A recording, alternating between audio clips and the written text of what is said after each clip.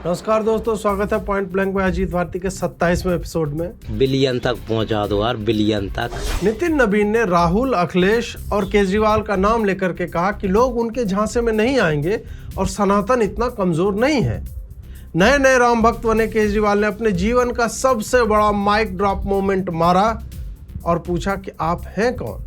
फिर क्या था, भाजपा के व्हाट्सएप ग्रुप में संदेश आया कि हर सांसद, विधायक, मंत्री बताए कि नितिन नवीन जी का नितिन मुकेश से कोई लेना देना नहीं है और नितिन और नवीन दो व्यक्ति नहीं हैं। सारे नेता बताने लगे कि नितिन नवीन जी कितने महान हैं। नितिन नवीन जी को पहली बार पता चला कि व्हाट्सएप का प्रयोग ऐसे भी होता है और पार्टी के सांसद उनके कामत की दराजी का इतना सम्मान करते हैं। अजीत जी, वो कामत की दराजी गालिब को पढ़ो बे, बहुत अच्छे कवि थे। हजारों ख्वाहिशें ऐसी वाली गजल पढ़ो, उसी में मिलेगा। खैर, नितिन जी के तुर रहे पुर पेचो खम का पेचो खम निकलता देख मोदी जी ने भी उनकी सरलता की गाथा शेयर कर दी। मोदी जी आमतौर पर यूजीसी, नीट, सीबीएसई, मंदिर लूट जैसे दो कौड़ी की झंझट बातों पे चुप रहते हैं, पर ये सीधे भाजपा के राष्ट्रीय अध्यक्ष पर बात आ गई थी, जिन्हें उन्होंने स्वयं ही अध्यक्ष बनाया। अजीत जी, चुनाव होता है उसका। हाँ, चुनाव से ही चुने गए थे। मोदी जी और अमित शाह ने चुना था। देखिए, राम भगवान पर बात आती तो मोदी जी बर्दाश्त कर लेते, पर अपनी चॉइस को कोई केजरीवाल ऐसे पूछ देगा तो चुभेगा ना।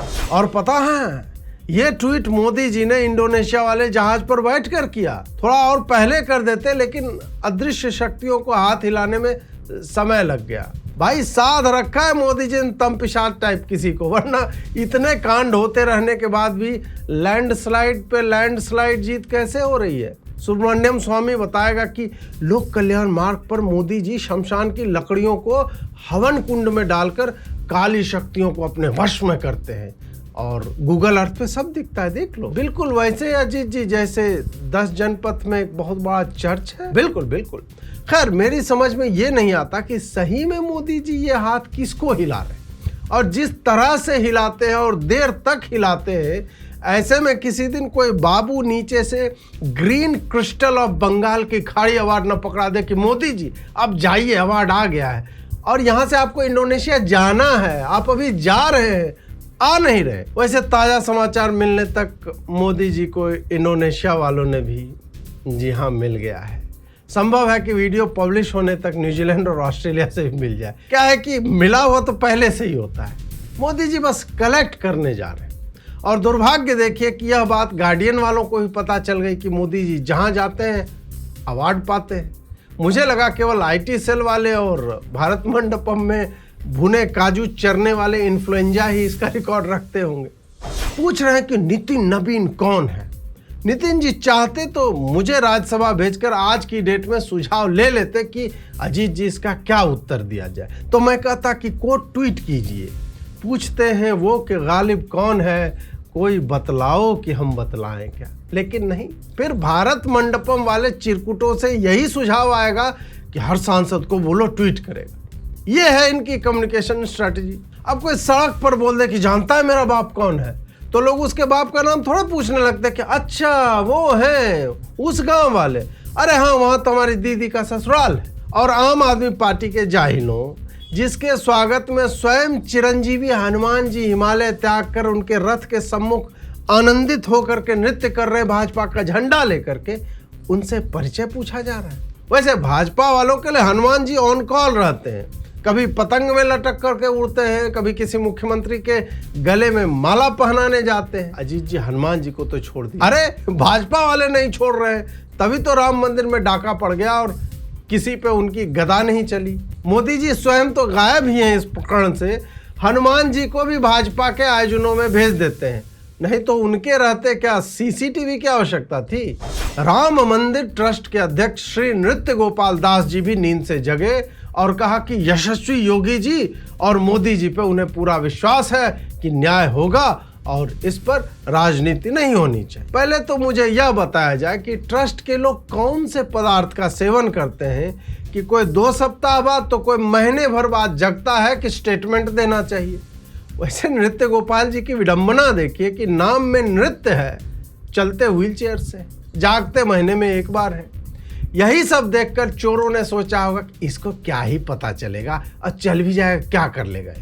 प्रातः स्मरणीय श्री अजीत भारती जी, ये थोड़ा डार्क नहीं हो गया? व्हील चेयर वाला, नृत्य वाला। अच्छा, अध्यक्ष की नाक के नीचे करोड़ों की राम भक्तों के चंदे की चोरी, और वो वाइट है क्या? मुझे ये बताओ कि एक ही काम था ना इनका, वह भी नहीं कर पा रहे।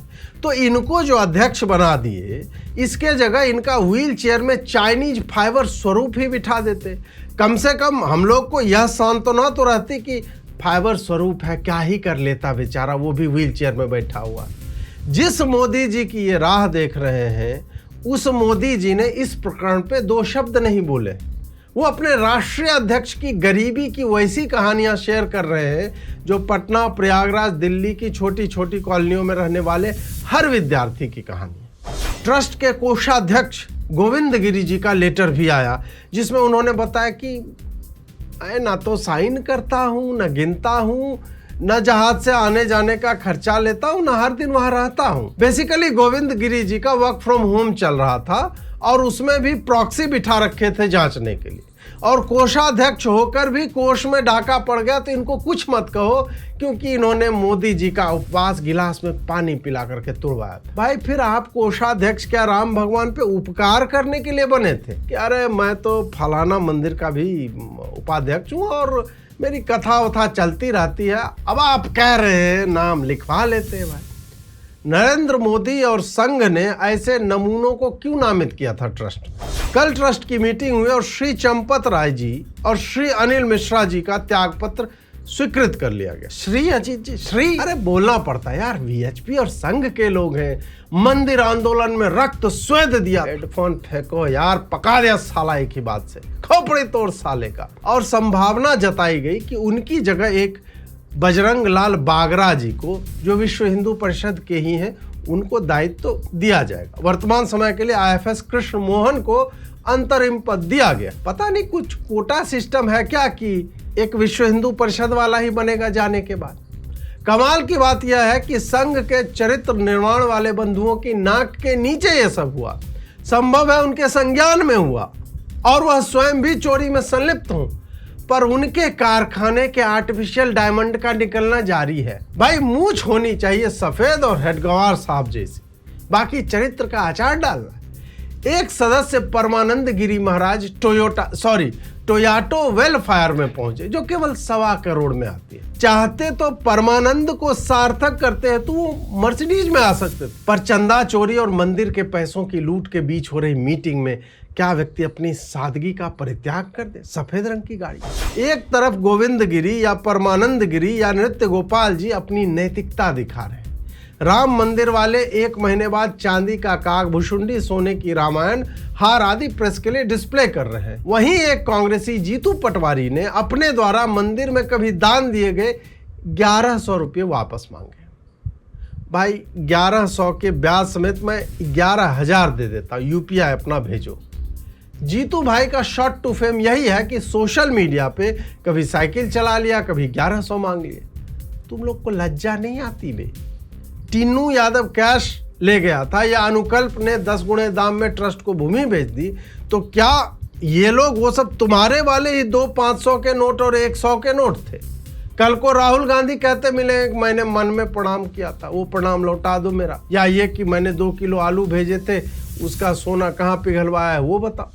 इधर एक मीम चल रहा है कि वापस चल भाई, इस बार अपना मंदिर इन्होंने स्वयं ही लूट लिया, मोहम्मद गजनी है उसमें। कितनी बड़ी विडंबना है कि यह बात सत्य है। और बात एक मंदिर की नहीं है, दूसरे मंदिरों से भी चोरी के समाचार आ रहे हैं। इसी बीच सरकार ने सोचा कि चलो थोड़ा दरगाह में चोरी का भी समाचार दिखा दिया, सेकुलर हो जाएगा। बोले सालार गाजी की दरगाह से 100 करोड़ की चोरी हो गई। भाई, राम मंदिर का बता कि प्रति महीने जो 10 करोड़ का खर्चा होता है वो कहाँ होता है? मैं बताता और हंसिएगा मत। इसका एक बड़ा हिस्सा सीसीटीवी कैमरे के सर्विलांस, सुरक्षा और मंदिर की प्राइवेट सिक्योरिटी में जाता है। पता करो, इसमें भी संघ के डॉक्टर अनिल मिश्रा जी ने अपने लोग तो नहीं लगा रखे हैं, जिन्होंने सुरक्षा का तात्पर्य स्वयं के कुकर्मों की सुरक्षा मान लिया। वैसे इस बार तो गजनी गौरी को गाय भी नहीं छोड़नी होगी, क्योंकि हमने गायों के मरने के बाद भी उनके नाम पर लूट आरंभ कर दिया है। इस समाचार को देखिए कि राजस्थान के भरतपुर और डीग जिले में मरी हुई गायों के नाम पे 20 करोड़ रुपए तक उठाए गए। उनके पुराने टैग पर फंड लिए गए, कई जगह पर संख्या अधिक बताई गई, कई स्थान पर एक ही नाम पर कई बार धन लिया गया। इन लोगों ने सच में गौ को माता माना है कि माता तो मर गई पर करोड़ों देती जा रही, मतलब उसके नाम पे कुछ होगा ना। लेकिन हमें मंदिर या गाय आदि पे प्रश्न नहीं पूछना चाहिए, क्योंकि वो क्या है ना कि यार हिंदू धर्म की बदनामी हो रही, चलते रहने दो यार, कम से कम मुसलमान तो नहीं लूट रहा है ना। कुछ राज्यों में वैसे मुस्लिम और ईसाई भी ट्रस्ट में होते हैं और फिर प्रसाद के लड्डू में घी की जगह चर्बी का प्रयोग हो जाता है। वैसे तिरुपति लड्डू विवाद जब हुआ था तब वीएचपी ने देशव्यापी अभियान का ऐलान किया था। काश एक देशव्यापी अभियान राम मंदिर को भी लेकर वीएचपी संघ मुक्त करने का कोई चला पाता, लेकिन अजीत जी संघ तो मुक्त संस्था ही है। वीएचपी के आलोक कुमार जी ने कहा है कि आरएसएस के पास कोई जमीन नहीं है, भवन भी नहीं है। सुनिए कि आरएसएस के नाम पर कोई जमीन नहीं है, नागपुर की एक कार्यालय को छोड़ के। आरएसएस का भारत भर में कोई भवन भी नहीं है। स्थानीय समाज के लोग अपने ट्रस्ट बना करके भवन बनाते हैं, संघ को उपयोग करने की अनुमति देते हैं। हाँ, केशव कुंज तो परती भूमि में मोहन भागवत जी की मूछ का बाल रोपने से उगाया था और फिर उसमें स्वयं सेवकों ने सिंचाई करके एक टावर खड़ा किया, फिर उसकी कलम काटकर बाकी 2 और टावर बने। मतलब इनका अपना कुछ नहीं है, बस ये तो समाज को चरित्र निर्माण के माध्यम रहने दीजिए। वैसे ही आजकल संघ वाले भी मुझे ढूंढते रहते हैं। जंतर मंतर पर सोनम वांगचुक 10वें दिन में पहुंच गए हैं और ऐसा भूख हड़ताल चल रहा है कि केवल वजन ही घट रहा है। और सोनम भाई के कहने के बाद भी उनको चिढ़ाने के लिए ये जुनैद बहन का थोड़ा हर दिन खीर और कभी राजभोग लेकर के आ जाता है। आदमी यहाँ तीरों की शैया पर लेटकर भीष्म पितामह बनना चाह रहा है और ये साले तकिया कंबल लेके मलमल वाला वहीं बगल में लेट जा रहे हैं। और इनके आयोजक तिलचट्टा नरेश या कह रहे हैं कि इनका एक्सपीरियंस है, हम लोग जान जोखिम में क्यों डालें। सुनिए सोनम सर जो है उनको भूख हड़ताल का एक्सपीरियंस है, हमें अपनी जान रिस्क में क्यों डालें हम। ये साले क्रांति करेंगे कि भाई जिसको मरने का अनुभव है, टक से जो छू करके बार बार आ जाता है उसको मरने दो, युवा तो भविष्य है। फिर आगे ये भी बोला, मुझे लगता है युवाओं को ये अब चीज हाथ में लेने दो। जो लोग 60-70 के हो गए वो रिटायर हो जाए, चाहे पॉलिटिक्स हो या चाहे एक्टिविज्म हो, वो रिटायर हो जाए, वो किसी आश्रम में बैठ जाए। फ्यूचर हमारे फ्यूचर का सवाल है, कब तक मतलब बुढ़े लोग जिनका सब कुछ हो गया वो डिसाइड करें। मतलब युवाओं के लिए युवा एक्टिविस्ट बनेंगे, लेकिन भूख हड़ताल 59 वर्षीय जेनजी सोनम वांगचुक करेंगे। वो तो अच्छा है कि आंदोलन जुलाई में हो रहा है, यदि सितंबर में होता तो दीपके इनको जंतर मंतर में घुसने देता और लात मार के निकाल देता, 60 के हो जाते तब तक। एक सपा नेता ने अखिलेश जी के समक्ष दंड प्रणाम किया है कई बार। वैसे जिनको जनता प्रणाम कर लेती है उनको समर्थकों से दंड प्रणाम ही करवाने होते हैं। लेकिन इसमें अच्छी बात यह है कि उन्होंने कम से कम हनुमान जी तो नहीं नचवाया ऑफिस में। हमारे बेगूसराय में वहां की साहसी पुलिस ने अपराधी सोनू मोनू को पकड़ने के बाद उसके कमर में पिस्टल टांग दिया। कई लोग इस पर चिंता व्यक्त कर रहे हैं कि ऐसे चलेगी पुलिस, तो और कैसे चलेगी। अपराधी है तो अपराधी दिखना भी तो चाहिए। पुलिस पकड़ ले और उसके पास कुछ निकले ही नहीं तो कितनी लज्जाजनक बात हो जाएगी। दूसरी बात, भरत तिवारी को गोली मारने से पहले जो अवैध कट्टा बिहार पुलिस ने जब्त किया उसका कुछ तो यूज होना चाहिए भाई, वो घूमता रहे ना। अब इसकी कमर में डालकर फोटो ले ली और फिर कट्टा दिखा देंगे साक्ष्य में, फिर उसके बाद अगला अपराधी मिलेगा उसको लगाया जाएगा। सम्राट चौधरी ने पुलिस को कह रखा है कि अपराधियों के साथ कोई समझौता नहीं किया जाएगा, इसलिए ड्यूटी से एक कदम आगे रहते हैं। भरत तिवारी को केवल पकड़ना था, उसको जान से मार दिया। यहाँ निहत्था पकड़ाया तो उसकी कमर में पिस्टल लगा दिया। अब किसी पर शक होगा तो उसके घर में चरस और गांजा रख देंगे ये लोग। उत्तर प्रदेश में तो आप जानते हैं कि law and order too tight है एकदम। वहाँ के कुछ अधिकारी अब सामान्य इनकाउंटर से उब चुके हैं कि वही कहानी। आरोपित को हमारे बहादुर अधिकारी गाड़ी में बिठा रहे थे, एक पुलिया आई जहां गाड़ी धीमी हुई, आरोपित ने पुलिस की कमर से पिस्टल छीन करके फायर कर दिया, हमें जवाबी कार्रवाई करनी पड़ी, इसमें हमारे बहादुर जवान को भी गोली लग गई। अब यूपी पुलिस कुछ नया ट्राई कर रही, देखिए। क्या नाम है आपका? शिवराज सिंह। क्या हुआ आपके साथ? थाने में मारा है। किसने मारा है? क्या हुआ? HSO, SI, कार्टेल सब लोगों ने मारा। क्यों मारा? क्यों लेके आए थे आपको थाने? झूठा आरोप लगाया कि आपका पूरा अरेस्ट वारंट है। फिर क्या हुआ? झूठा अरेस्ट वारंट दिखा के मोबाइल में गिरफ्तार करके थाने के अंदर मारा है। घर से गिरफ्तार कर लाए थे। पकड़ना था किसी और शिवराज सिंह को, इस शिवराज को उठा लाया, मार मार के साला गर्दा उड़ा दिया और फिर बोले वो थोड़ा मिस्टेक होने का, वो दूसरा शिवराज सिंह था, तुम अब जाओ चिकित्सा करवा लेना, अगली बार कोई क्राइम करोगे तो ये लो यूपी पुलिस का कार्ड, इसमें तुम्हारे धुलाई का रिवार्ड पॉइंट जो है चढ़ गया है। वहीं इस घटना की जानकारी मिलने के उपरांत देश के कृषि मंत्री ने अपना फोन और लोकेशन बंद कर लिया है।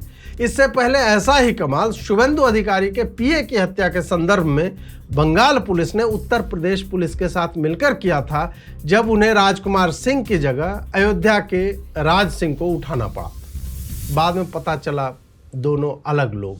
आमिर खान के चौथे निकाह नहीं, अभी अच्छा तीसरा ही हुआ, अभी हो जाएगा चौथा भी। तो तीसरे का यह फोटो सोशल मीडिया पे आया। पता नहीं क्यों ये फोटो देखकर मुझे इस ऐतिहासिक फोटो का स्मरण हुआ है। आमिर खान मेथड एक्टर है, परफेक्शनिस्ट है, इसलिए जब तक उचित प्रौढ़ा नहीं मिल जाती वो लगे रहेंगे।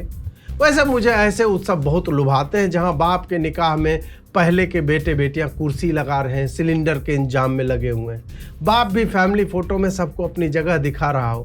फैमिली बड़ी है तो दिखनी चाहिए, बस थोड़ा ये कन्फ्यूजन ना हो जाए कौन सा बच्चा किससे है और अभी लेटेस्ट वाली बीवी कौन सी। इनसे मिलिए, शुभम अग्रवाल जी बहुत टैलेंटेड है, लेकिन केवल टैलेंट आपको कितनी ही दूर ले जाएगा, जनरल वालों से पूछिए।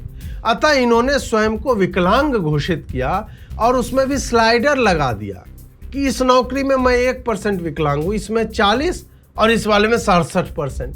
फर्जी सर्टिफिकेट बनवाकर नौकरी कर रहे थे, नायब तहसीलदार बने हुए थे, यूपीएससी भी निकाल ली इसी कोटे से, लेकिन विकलांगता परीक्षण में गए नहीं, और जब गए तो फरार हो। अजीत जी पकड़े कैसे? भाई जो आदमी विकलांग होकर और विकलांगता परीक्षण से फरार हो जाए तो प्रश्न होगा नहीं कि विकलांग व्यक्ति भाग कैसे गया। आयरनी समझते हो? जी सर, जिन्होंने मंदिर बनवाया वही लूट। अरे यार हर जगह मंदिर मत करो यार, एक नहीं है। यूपीएससी में तो ऐसे कलेक्टर और एसपी भरे हुए हैं जो स्वयं को अंधा, बहरा, लंगड़ा, गूंगा आदि बताकर बाद में बैडमिंटन और बास्केटबॉल खेलते रहते हैं, सनी लियोनी के साथ नाचते पाए जाते हैं। और अंत में मिलिए bio hacker Shri Bryan Johnson से, जिन्होंने स्वयं को अमर करने के लिए 24 डॉक्टरों की टीम बनाई है। $2 मिलियन यानी 18 करोड़ रुपया वार्षिक खर्चा करते हैं हेल्थ पर, दिन में कई बार सप्लीमेंट्स लेते हैं पिल्स के रूप में, और 100 से अधिक हेल्थ पैरामीटर्स का चेकअप हर दिन चलता रहता है। सब बढ़िया चल रहा था। अब उन्होंने बताया कि उनके शरीर ने उन्हीं को हैक कर लिया, मतलब इनका पेट अब स्वयं को ही खा रहा है और इसका कोई क्योर नहीं है। इससे पहले इन्होंने कहा था कि मैंने अपने अंडकोश से माइक्रोप्लास्टिक हटा लिया और रात में उनके लिंग का स्तंभन किसी टीनेजर से भी खतरनाक हो जाता है। मतलब सीमेंट के दीवार में क्या?